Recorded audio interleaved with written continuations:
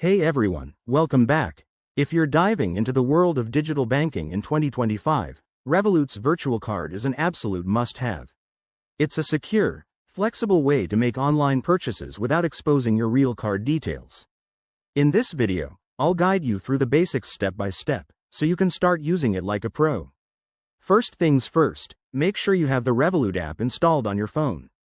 If you don't, head to your app store, download it for free, and sign up with your email or phone number. Once you're in, verify your identity. It's quick and ensures your account is secure. Now, let's create your virtual card. Open the app, go to the Cards section, and tap on Add Virtual Card. You'll get options for different card types, like a standard one or even a disposable card for extra security in 2025's evolving digital landscape. Choose your preferences and boom, your virtual card is generated instantly. Next, fund your card.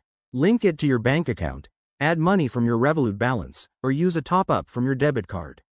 Revolut now supports faster transfers in 2025, so this should take seconds. To use it, simply copy the card details from the app and paste them into any online checkout.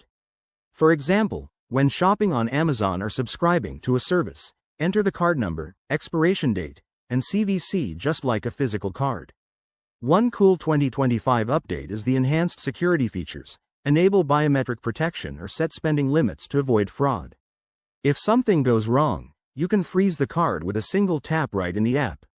Remember, virtual cards are perfect for one-time uses. After a purchase, you can generate a new one for added peace of mind. Finally, keep an eye on your transactions in the app's dashboard to track your spending and manage budgets. That's it for today's guide. Revolut's virtual card makes online shopping safer and smarter in 2025. If you found this helpful, hit that like button and subscribe for more tech tips. Drop your questions in the comments below. I'll see you next time.